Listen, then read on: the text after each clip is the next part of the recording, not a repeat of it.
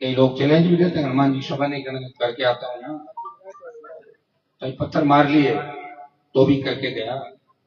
पत्थर जिसके मारे, जहां मारे पता नहीं कौन कहां गया, मुझे याद है वो एक पत्थर।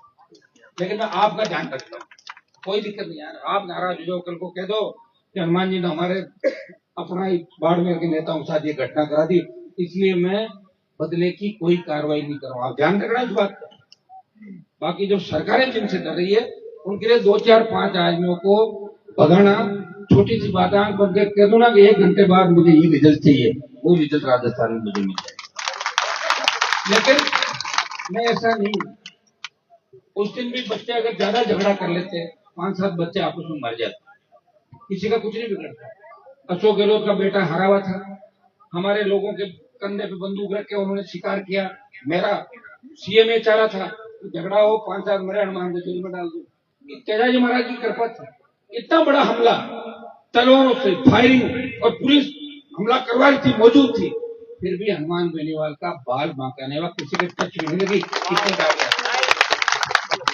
और जब पुलिस कर्मी आगे, लड़कों ने कहा कि भाई साहब ये पुलिस वाले आगे कुछ नहीं कर पाए, इनके साथ हम कुछ करेंगे। मैंने कहा कुछ नहीं करना, बेचारों को जाने दो, ये गुलाम है, और ऊपर से मैं से तक झगड़ा करवा दो ताकि हनुमान का इलाज करे। क्योंकि गहलोत के बेटे को उस समय हरा के ताजा घाव दिया था मैंने, ताजा बेटे को हरा, तब उनको तकलीफ थी।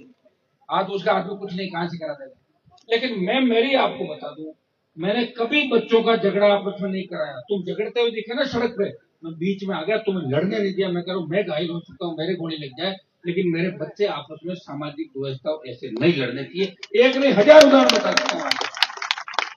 और लोग खुद के इलाके से बाहर जा नहीं पाते, एक कॉन्स्टिट्यूंसी में सुबह निकलते हैं, शाम तक के साहब काम बहुत बढ़िया।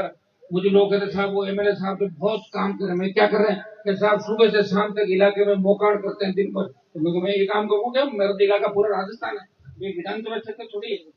तो बोले सुबह निकलते हैं, शाम को आते हैं घर पे, रात को छुट्टी बना लेते हैं। अरे पता कर ताजा मौत किसकी हुई, दिल्ली बैठने जाना, धंधा किसका। आज ये परंपरा बन गई, और आप लोग भी राजी हो जाते हैं, पापड़ो आदमी ठीक है, मरे ठहरे मौका ना जाओ। तो आपको भी ऐसा ही नेता चाहिए, आपको ऐसा ही नेता चाहिए जो मरे ठहरे घूम ले या 5 7 15 लेके खाना खा ले, जीव लो थोड़ो को, हाँ आन दो 10 10 15 15 रोटी खाए, बार बार जाए आपके इलाके के अंदर वापिस। अरे साहब नेता बहुत बढ़िया है, बेचारा मरे ठहरे। अब आप एक चीज तो चेक कर लो, एक तो होते हैं लड़ाके और एक होते हैं इस तरह। अब लड़ाके भी चाहिए, खाली मोकाण वाले अगर एमएलए और एमपी बनाओगे भैया, तो फिर लड़ाई की उम्मीद उनसे मत करना, समझ गया ना आप। लड़ाई की उम्मीद तो उनसे ही करना जो किसी चीज की परवाह नहीं करते।